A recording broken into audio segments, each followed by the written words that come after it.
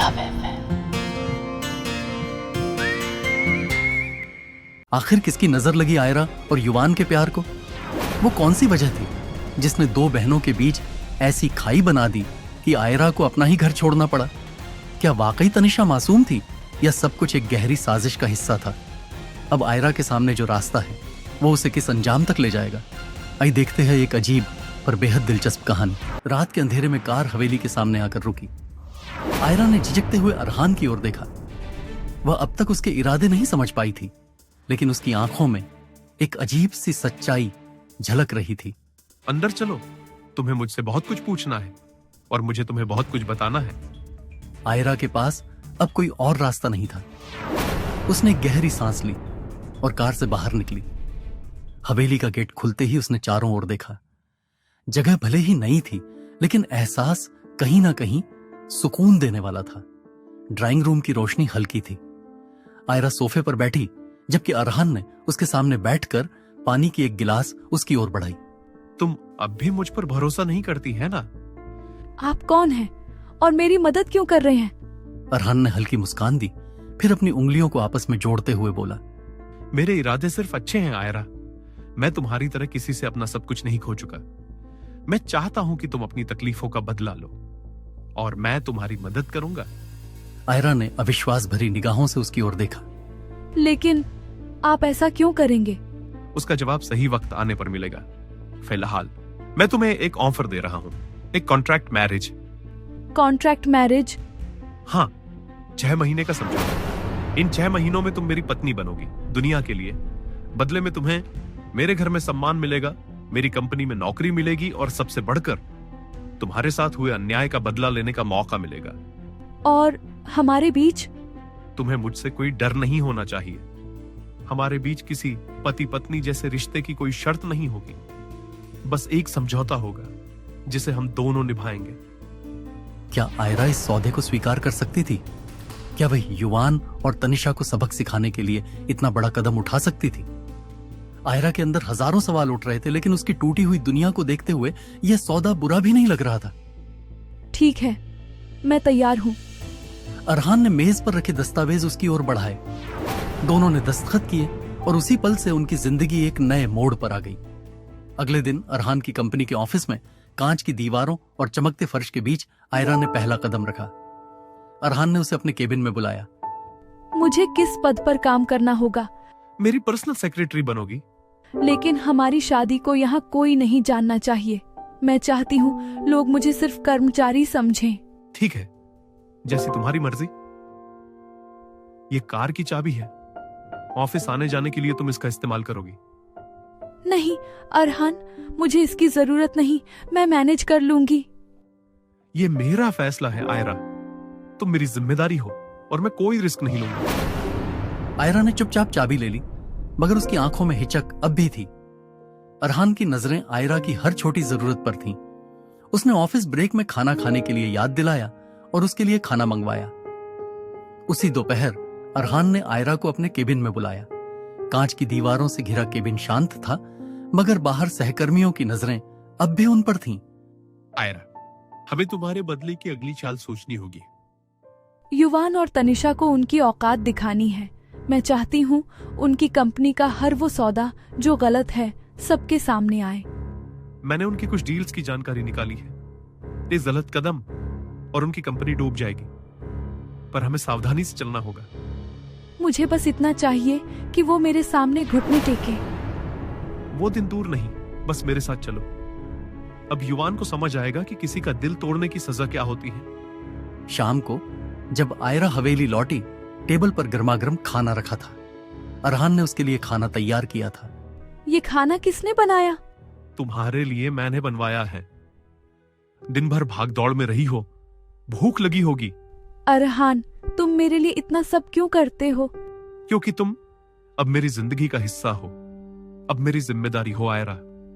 तुम्हारी फिक्र करना मेरा हक है। उसकी बातों ने आयरा के दिल की धड़कन तेज हो गई हो। दोनों के बीच एक अनकहा रिश्ता पनप रहा था, जो सिर्फ साजिशों से नहीं बल्कि भरोसे से भी बुना जा रहा था। जैसे ही आयरा ऑफिस में काम करने लगी, वहां की दूसरी लड़कियों के बीच फुसफुसाहट शुरू हो गई। ऑफिस के एक कोने में कुछ लड़कियां अपनी डेस्क पर कॉफी के मग थामे खुसर पुसर कर रही थीं और उनकी आवाजें आयरा तक पहुंची, जो पास की डेस्क पर फाइलें देख रही थी। अरहान सर को देखो, इतना पैसा, इतनी शोहरत और वो लुक, पूरा हीरो। हाँ, पर वो कितने सख्त हैं। ना किसी लड़की को भाव देते हैं, ना किसी से ज्यादा बोलते हैं। फिर ये आयरा कौन है? पहले दिन से अरहान सर उसकी इतनी फिक्र कर रहे हैं। कुछ तो गड़बड़ है। अरहान सर जैसे इंसान किसी के लिए इतनी दिलचस्पी दिखाना सामान्य नहीं है। आयरा ने उनकी बातें सुनकर सिर झुका लिया, मगर उसका दिल सवालों से भर गया। अरहान, जिसके पीछे ऑफिस की कुछ लड़कियां पागल थी, जिसकी सख्त मिजाजी और बेदाग इमेज की हर कोई बात करता था, वो उसे इतना खास क्यों मान रहा था? कार, फिक्र, ये सब क्यों? आयरा के मन में उलझन बन गई। ऐसा इंसान जिसे हर कोई चाहता था, उसकी मदद इतनी बेकरार क्यों कर रहा था? उसने फाइल बंद की, मगर उसकी सोच अब अरहान के इरादों पर टिक गई थी। कुछ दिनों बाद अरहान ने आयरा को अपने ऑफिस के केबिन में बुलाया। कांच की दीवारों से घिरा कमरा शांत था, मगर अरहान की आंखों में एक चालाक चमक थी। आयरा, युवान की कंपनी अब हमारे जाल में है। उनकी नई परियोजना के लिए बड़े पैसे चाहिए और मैंने एक ऐसी बिजनेस डील पक्की की है जो उन्हें आसमान पर ले जाएगी या जमीन पर पटक देगी। तुमने ये कैसे किया?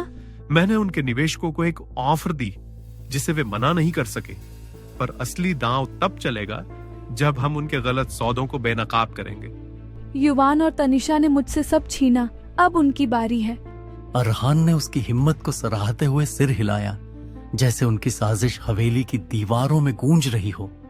उसी दोपहर ऑफिस में आयरा कॉफी मशीन के पास खड़ी थी जब कुछ सहकर्मियों ने उसे घेर लिया। क्या बात है आयरा? मालिक की चमची बनकर बड़ा मजा आ रहा है। पहले दिन से इतना खास ट्रीटमेंट, जरूर कोई चक्कर है। अपनी हद में रहो। तुम अपने हद में क्यों नहीं रहती? ऐसी लड़कियों तो सिर्फ पैसों के लिए कुछ भी कर सकती है। बस करो। आयरा मेरी पत्नी है, उसका अपमान मेरे खिलाफ है। उसने खुद चुना कि यहाँ साधारण कर्मचारी की तरह काम करे और तुम सब उसका सम्मान करोगे।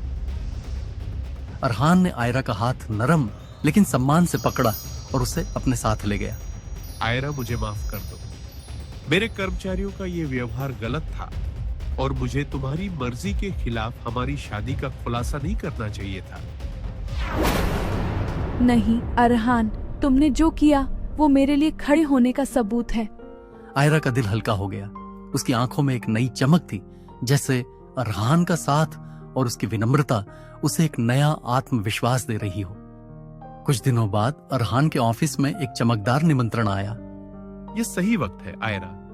इस बिजनेस पार्टी में तनिषा और युवान भी होंगे। हम वहां अपनी शादी का खुलासा करेंगे सबके सामने। ठीक है अरहान, चलो उन्हें उनकी जगह दिखाते हैं। ऑफिस की कांच की दीवारें उनकी इस साजिश की गवाह बन रही थीं, जैसे हर शब्द एक तूफान की शुरुआत कर रहा हो। पार्टी की रात शहर के सबसे शानदार बॉलरूम में चमचमाते झाद्दा फानूस और शैंपेन के गिलासों की खनक ने माहौल को रईसी रंग में रंग दिया था। शहर के बड्ढे बड्ढे बिजनेस टाइकून अपने चमकदार सूट और गहनों में सजे इकट्ठा थे, मगर हर किसी की नजर दरवाजे पर टिकी थी। सभी अरहान, शहर के सबसे प्रभावशाली बिजनेसमैन और उनकी नई नवेली पत्नी की प्रतीक्षा कर रहे थे। हॉल में फुसफुसाहट गूंज रही थी।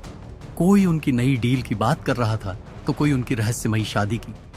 एक कोने में युवान और तनिषा अपने परिवार के साथ खड़ी थे। हम कितने लकी हैं, अरहान जैसे शख्स के साथ डील पक्की हुई। उनकी एक हामी और हमारी कंपनी आसमान छू लेगी। हाँ, अरहान का नाम ही काफी है, पर ये उनकी बीवी कौन है जिसके बारे में सब बात कर रहे हैं? कोई होगी, हमें क्या, बस डील पक्की रहे। तभी हॉल की हर नजर प्रवेश द्वार की ओर मुड़ी। आयरा और अरहान ने एक कपल के रूप में धमाकेदार एंट्री की।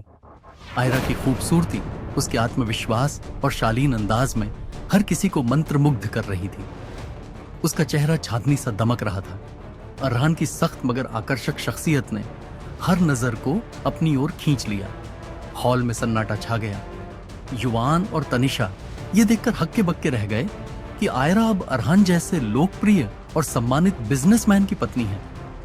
ये आयरा, ये कैसे मुमकिन है?